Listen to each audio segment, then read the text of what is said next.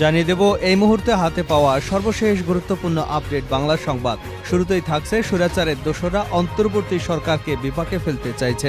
অন্তর্বর্তী সরকার দায়িত্ব নেবার পর নানা ইস্যুতে অস্থিরতা বিচ্ছিন্ন কোনো ঘটনা নয় বলে মন্তব্য করে বিএনপির মহাসচিব মির্জা ফখরুল ইসলাম আলমগীর বলেন, পালিয়ে যাওয়া সরকারের দোসররা দেশে অস্থিরতা করে বর্তমান সরকারকে বিপাকে ফেলতে চাইছে। এবারে জানাবো জাতিসংঘে ডক্টর ইউনূসের সঙ্গে মোদির দেখা হচ্ছে না। শনিবার দুপুরে পররাষ্ট্র মন্ত্রণালয় জাতিসংঘের ৭৯তম অধিবেশনে বাংলাদেশের অংশগ্রহণ প্রসঙ্গে আয়োজিত সংবাদ সম্মেলনে পররাষ্ট্র উপদেষ্টা তৌহিদ হোসেন একথা জানিয়েছেন।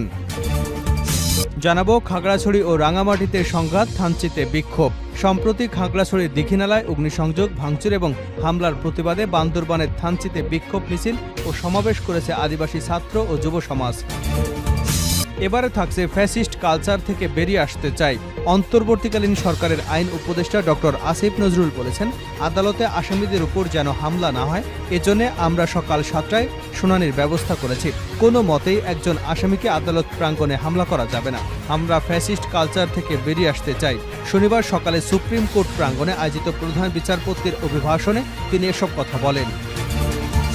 এদিকে ডক্টর ইউনূসকে ৪ মার্কিন আইন প্রণেতার চিঠি, দেশে সংস্কার করা ও জবাবদিহি প্রতিষ্ঠার আহ্বান। গণতান্ত্রিক ব্যবস্থায় সফলভাবে উত্তরণ নিশ্চিতে বাংলাদেশকে সহায়তা করবার আহ্বান জানিয়েছে যুক্তরাষ্ট্রের সিনেটর ৪ সদস্য।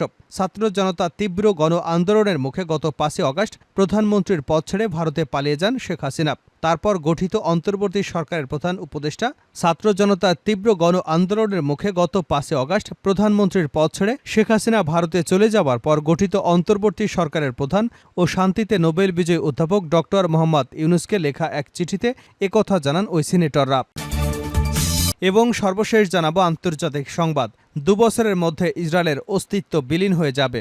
আসন্ন মার্কিন প্রেসিডেন্ট নির্বাচনে ট্রাম্প হারলে তার আংশিক দায় মার্কিন ইহুদিদের উপর বর্তাবে বলে মন্তব্য করেছেন রিপাবলিকান প্রার্থী ডোনাল্ড ট্রাম্প। তিনি বলেছেন, তিনি হারলে ২ বছরের মধ্যে ইসরায়েলের অস্তিত্ব বিলীন হয়ে যাবে।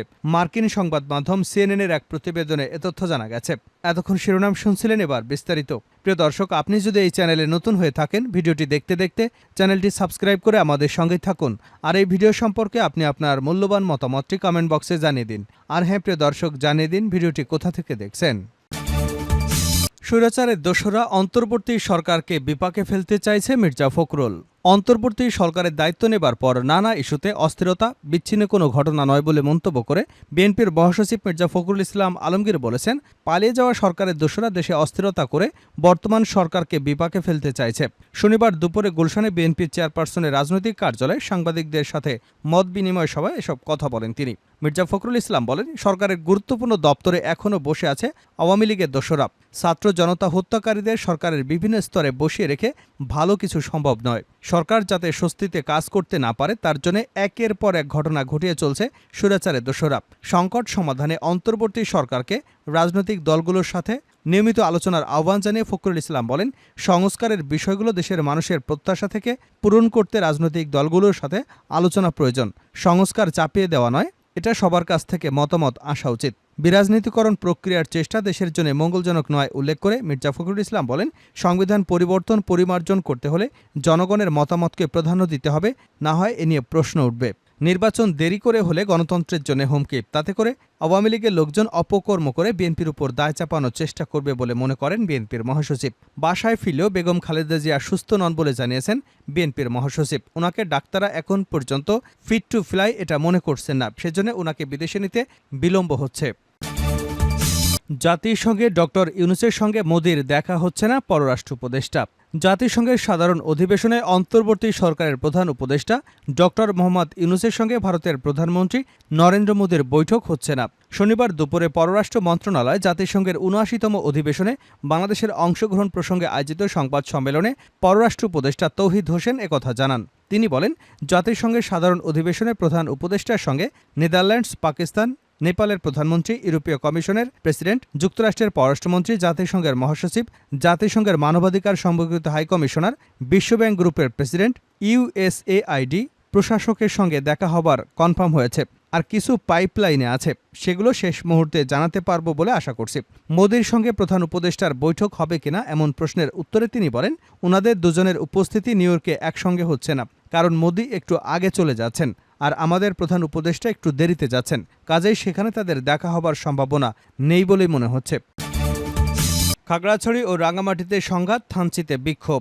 সম্প্রতি খাগড়াছড়ির দীঘিনালায় অগ্নিসংযোগ, ভাঙচুর এবং হামলার প্রতিবাদে বান্দরবানের থানচিতে বিক্ষোভ মিছিল ও সমাবেশ করেছে আদিবাসী ছাত্র ও যুব সমাজ। শনিবার সকাল 10টায় উপজেলার মুক্ত মঞ্চে জড়ো হতে থাকেন উপজেলার বিভিন্ন সম্প্রদায়ের পাহাড়ি প্রতিনিধি শিক্ষার্থীরা। সেখান থেকে হাতে ব্যানার, প্লাকার্ড নিয়ে থানচি আদিবাসী ছাত্র ও যুব সমাজ ব্যানারে বিক্ষোভ মিছিল করে 3 রাস্তার মোড়ে অবস্থান নেন। পরে সেখানে সংক্ষিপ্ত বিক্ষোভ সমাবেশের আয়োজন করেন। মারমা, চাকমা, মুরদ, ত্রিপুরা ও খুমি সম্প্রদায়ের প্রতিনিধি বক্তারা বলেন, লড়াই করে বাঁচতে হবে আমাদের, পাহাড়ে নিজের মাতৃভূমি রক্ষার্থে প্রতিবাদ করতে হবে। পাহাড়ে হাজার বছর ধরে সব সম্প্রদায়ের সম্প্রীতি বজায় রেখে বসবাস করে আসছি। অন্যায় প্রতিবাদ করলে আদিবাসীদের অধিকার আদায়ে কথা বলে আমাদেরকে সন্ত্রাসী আখ্যা দেওয়া হয়। তারা বলেন, সম্প্রতি খাগড়াছড়ির দীঘিনালায় একটি ঘটনাকে কেন্দ্র করে উগ্রপন্থী কিছু সেটেলার বাহিনীর উস্কানিতে বাড়িতে বাড়িতে অগ্নিসংযোগ এবং হামলা করা হয়েছে এবং গত 20শে সেপ্টেম্বর দিন দুপুরে রাঙামাটিতে বৌদ্ধ মন্দিরে ভাঙচুর করা হয়েছে। যারা এসব ন্যাক্কারজনক ঘটনা ঘটিয়েছে তাদেরকে আইনের আওতায় আনার জন্য সরকারের প্রতি জোর দাবি জানাচ্ছে। বক্তারা আরও বলেন, ছাত্রদের গণঅভ্যুত্থানের মধ্য দিয়ে দেশ স্বাধীন হলেও পাহাড়ের কিছু সেটেলার বাহিনী কর্তৃক শান্তিপ্রিয় পাহাড়ি বাঙালি নিজেদের মধ্যে রক্তক্ষয়ী সংঘর্ষে লিপ্ত। আমাদের আর ঘরে বসে থাকার সুযোগ নেই। ফ্যাসিস্ট কালচার থেকে বেরিয়ে যেতে চাই আসিফ নজরুল। অন্তর্বর্তীকালীন সরকারের আইন উপদেষ্টা ডক্টর আসিফ নজরুল বলেছেন, আদালতে আসামির উপর যেন হামলা না হয়, এজন্য আমরা সকাল 7টায় শুনানির ব্যবস্থা করেছি। কোনো মতে একজন আসামিকে আদালত প্রাঙ্গণে হামলা করা যাবে না। আমরা ফ্যাসিস্ট কালচার থেকে বেরিয়ে আসতে চাই। শনিবার সকালে সুপ্রিম কোর্ট প্রাঙ্গণে আয়োজিত প্রধান বিচারপতির অভিভাষণে তিনি একথা বলেন। আইন উপদেষ্টা বলেন, বিগত ফ্যাসিস্ট আওয়ামী সরকার সারা দেশে ঢালাও এবং গায়েবী মামলার কালচার শুরু করেছিল। তিনি সেই কালচার থেকে বেরিয়ে আসতে সংশ্লিষ্টদের তাগিদ দিয়েছেন। বিচারকদের উদ্দেশ্য করে তিনি বলেন, আপনারা যারা বিচারক তারা সংবিধান অনুযায়ী শপথ নিয়েছেন, কোনো রাজনৈতিক দলের হয়ে শপথ নেননি। কাজেই বিচার করবেন সংবিধান অনুযায়ী। বিচার বড় একটি মহৎ দায়িত্ব, এ দায়িত্ব পালনে কার্পণ্য করা যাবে না। রাষ্ট্রের প্রধান আইন কর্মকর্তা অ্যাটর্নি জেনারেল মোহাম্মদ আসাদুজ্জামান তার বক্তব্যে অভিযোগ করেন, ফ্যাসিবাদের দোসররা এখনও বিচার বিভাগের গুরুত্বপূর্ণ জায়গায় বসে রয়েছেন। তিনি বলেন, বিগত 1.5 দশক ধরে গুম খুনের মাধ্যমে ভোট ও নাগরিক অধিকার ছিনিয়ে নেওয়া হয়েছিল, মৌলিক অধিকার ছিনিয়ে নেওয়া হয়েছিল। অ্যাটর্নি জেনারেল বলেন, 36শে জুলাই থেকে কেউ বিচার বহির্ভূত হত্যাকাণ্ডের শিকার হননি, যার কৃতিত্ব আইন উপদেষ্টা ডক্টর আসিফ নজরুলের। অন্তর্বর্তী সরকার কোনো রাজনৈতিক দলের নয়, জনগণের সরকার।